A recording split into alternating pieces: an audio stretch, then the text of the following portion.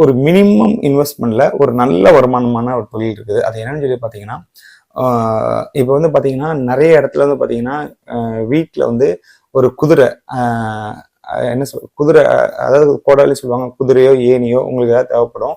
அப்படி தேவைப்படுதுன்னா, அதுக்கு வந்து கடையில போய் வாங்கி செஞ்சு எடுத்து யாரும் வச்சிருக்க மாட்டாங்க. எமர்ஜென்சிக்கு வீட்டில் ஒரு ஃபேன் மாட்டணும், ஒரு லைட் மாட்டோம்னா நம்ம வாடகைக்கு வந்து ஒரு குதிரையை தேடி போவோம். அந்த குதிரையை தேடி போகிறதுக்காக நீங்கள் வந்து நியர்பை இந்த மாதிரி ஒரு சின்ன இடம் பார்த்து செலக்ட் பண்ணி ஒரு இப்போ 5 அடியில் நீங்கள் ஒரு ஸ்டூல் செய்கிறீங்க. ஸ்டூல் அதாவது அந்த குதிரையை செய்கிறீங்க அப்படின்னு சொல்லி பார்த்தீங்கன்னா, அதுக்கு வந்து ஒரு 2500 தான் செலவாகும் 5 அடி செய்கிறதுக்கு.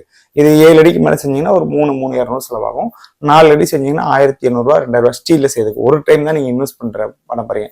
கிட்டத்தட்ட ஒரு 1,00,000 செலவு பண்ணி நீங்கள் வந்து ஒரு 15-20 குதிரை நீங்கள் ரெடி பண்ணி வச்சுட்டீங்கன்னா, ஒரு நாளோட வாடகை வந்து பார்த்தீங்கன்னா ₹100.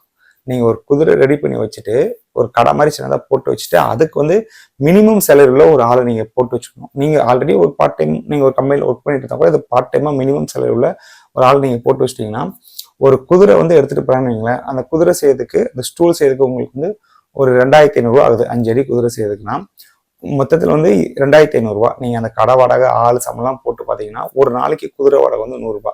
நீங்கள் ஒரு மாதம் அந்த குதிரையை வாடகைக்கு விட்டிங்கன்னா உங்களுக்கு வந்து ₹3000. நீங்கள் போட்ட மணி வந்து உங்களுக்கு வந்து கிடைச்சிடும். அந்த ஒரு மாதம் வந்து ஒரு மாதத்துக்கு வந்து 1.5 மாதம் கூட வச்சுக்கிடுங்க, லேட்டாக கூட ஆகலாம். அந்த நீங்கள் போட்ட மணியை ஒரு 2 மாதத்துக்குள்ளே நீங்கள் எடுத்துருவீங்க. அதுக்கப்புறம் வர்றது எல்லா இன்கமும் உங்களுக்கு வருமானம் தான்.